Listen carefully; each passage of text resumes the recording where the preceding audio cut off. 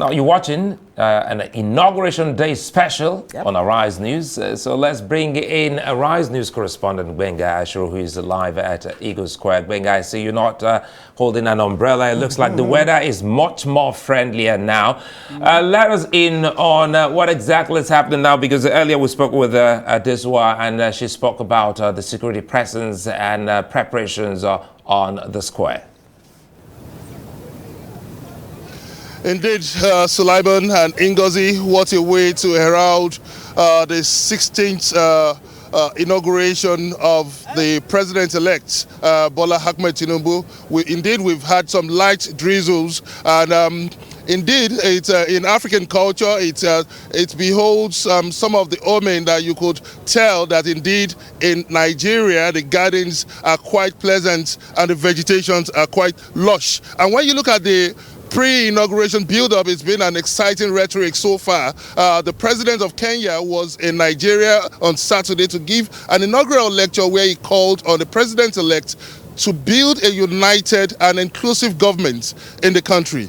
If you also look at the pre-inauguration process, you would also observe that the transition document had been passed to the president-elect. So officially, the president-elect is expected to have been going through those documents, which shows that governance had started. Supporters of Bola Ahmed Tinubu have said that he's going to hit the ground running. He himself has said that he would not disappoint Nigerians. He understood what it meant to be given the highest national honors. A lot of inauguration rhetorics going on. The president himself, the outgoing president, said he's leaving Nigeria in a better state.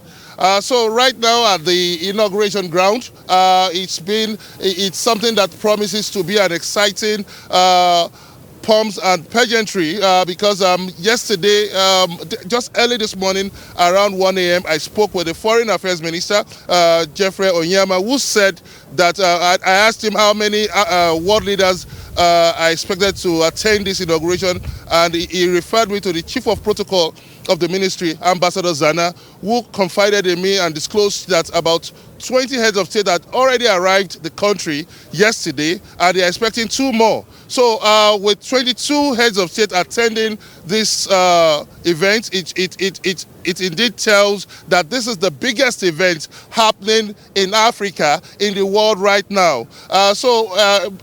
In the next approximately 2 hours, we'll be signaling the beginning of this inauguration, the grand inauguration. And you remember, this is the 7th transition to herald the 6th democratically elected president of Nigeria. When you look at the situation, there have been a lot of anxiety. There have been calls for the amendment of the Electoral Act, that the petition process should have been concluded. But right now, the government had forged ahead with this transition. A lot of expectations. The president-elect, Bola Tinubu, has said that he would not give excuses. So while governance at the technical, or what you can call the secretariat side, had started, this is the ceremony to put a seal on the official takeoff of governance. And let me just give you a sneak preview of what we expect today, which is expected to start by 10 a.m.